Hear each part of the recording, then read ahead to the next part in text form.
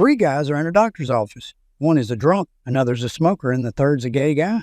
The doctor tells each of them that if they indulge in their bad habit one more time, they will die. Outside, they pass a bar. The drunk says, I don't care if I die, I need a drink.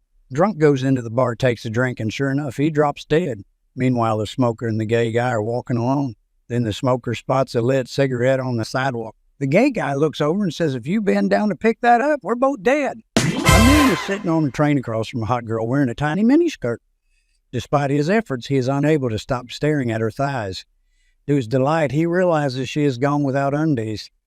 The blonde realizes he is staring and inquires, are you looking at me? Yes, I'm sorry, replies the man, and promises to avert his eyes. It's quite all right, replies the woman. It's very talented. Watch this, I'll make it blow a kiss to you. Sure enough, she blows him a kiss. The man, who is getting really interested, inquires what else the wonder this part can do. I can also make it wink, says the woman. The man stares in amazement as she winks at him. Come and sit next to me, suggests the woman, patting the seat. The man moves over and is asked, would you like to insert a couple of fingers in? Stunned, the man replies, can it whistle as well? A blonde's complaining to her friend about constantly being called a dumb blonde. Her friend tells her go do something to prove them wrong. Why don't you learn on the state capitals or something? The blonde thinks this is a great idea and locks herself up for 2 weeks studying. The next party she goes to, some guy's making dumb blonde comments to her. She gets all indignant and claims, I'm not a dumb blonde. In fact, I can name all of the state capitals. The guy doesn't believe her, so she dares him to test her. He says, okay, what's the capital of Montana? The blonde tosses her hair in triumph and says, that's easy. It's Am. A rather confident man walks into a bar and takes a seat next to a very attractive woman. He gives her a quick glance and then casually looks at his watch for a moment. The woman notices this and asks, is your date running late? No, he replies, I just bought this state-of-the-art watch and I was just testing it. The intrigued woman says, a state-of-the-art watch. What's so special about it? It uses alpha waves to telepathically talk to me, he explains. What's it telling you now? Well, it says you're not wearing any undergarment. The woman giggles and replies, well, it must be broken then because I am wearing undergarment. The man explains, damn thing must be an hour fast. The man is traveling through the jungle for days. Growing tired, he passes by a house and decides to ask if they could put him up for the night. After he knocks on the door, an old Chinese man with a beard that reached the floor answers. The traveler asks if he could stay the night, and the Chinese guy agrees as long as he doesn't bang his granddaughter. Before the traveler can agree, the old man warns him that if he does bang his granddaughter, he will perform the 3 greatest Chinese tortures on him. The traveler says okay, and the man lets him in. When it was time for dinner, the man meets the granddaughter, who is the most beautiful woman he has ever seen. After he figures that the old man is asleep, he goes into her room and makes love to her.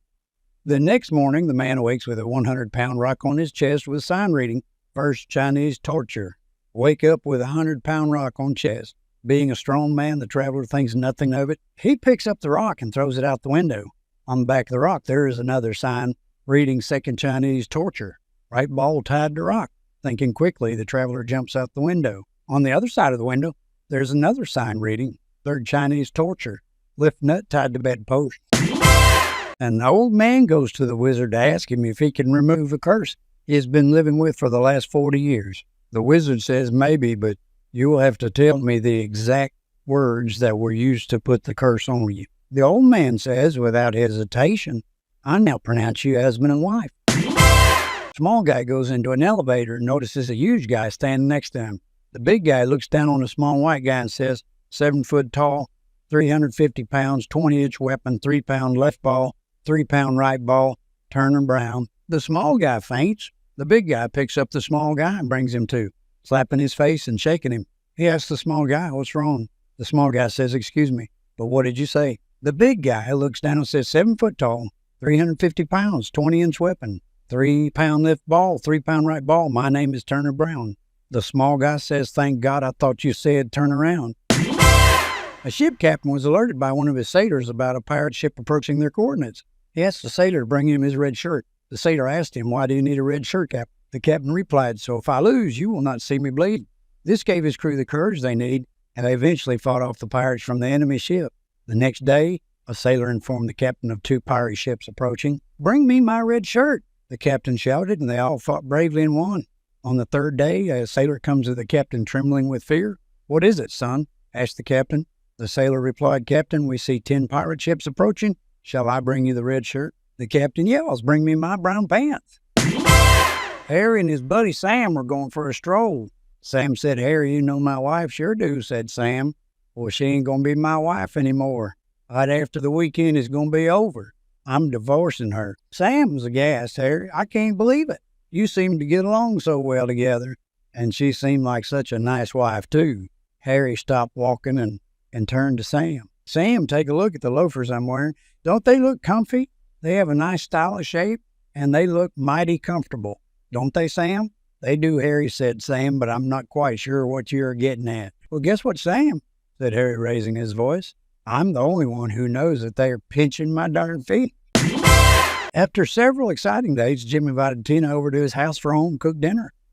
When she sat down at the table, she noticed that the dishes were the dirtiest that she had ever seen in her life. "Have these dishes ever been washed?" Tina asked, running her fingers over the grit and grime. Jim replied, "They're as clean as soap and water could get them." Tina felt a bit apprehensive, but started eating. It was really delicious, and she said so, despite the dirty dishes. When dinner was over, Jim took the dishes outside, whistled and yelled, "Here, soap, here, water, and come here, boys." Sister Mary was truly a religious woman. Besides for her duties as a nun, she was also very active in various hospitals, visiting sick patients and taking care of all their needs. So it was no surprise that one day when she ran out of gas, the only container she could find to put the gas into was a bedpan. Sister Mary happily walked 2 blocks to the closest gas station, filled up the bedpan with gas, and headed back to her car. Luck would have it that as Sister Mary started tipping the gas into the fuel tank. The traffic light turned red, and she had quite a large audience witnessing the spectacle. Just when she finished pouring in the last drops of gas, the fellow opened up his window and hollered, "I swear, if that car starts, I'm becoming a religious man." A man was married to a woman whose commands to her husband were as sharp as the bite of a barracuda. It wasn't so much that he was a coward or too timid to talk back, but you know how it is, let's keep peace in the family. One day, the wife invited a group from the local women's club to her house for tea and discussions to make sure that her husband did not interrupt the goings-on. She ordered him into a closet and sternly told him to stay there until the last lady had left. During the bridge game, the ladies of the club spoke of the authority they wielded over respective husbands. Not to be outdone, the hostess informed the others that not only had she ordered her husband into the closet, but she could order him to come out at will. "I'll prove it," she boasted. "Bob," she commanded, "come out of that closet." No response. "Bob," she called in a louder voice, "come out of that closet this instant." "Nothing, Bob," she screamed at the top of her lungs. "I order you to get out of that closet this instant." "No, I won't," came her husband's muffled cry from inside the closet. "I'll show you who's boss in this house."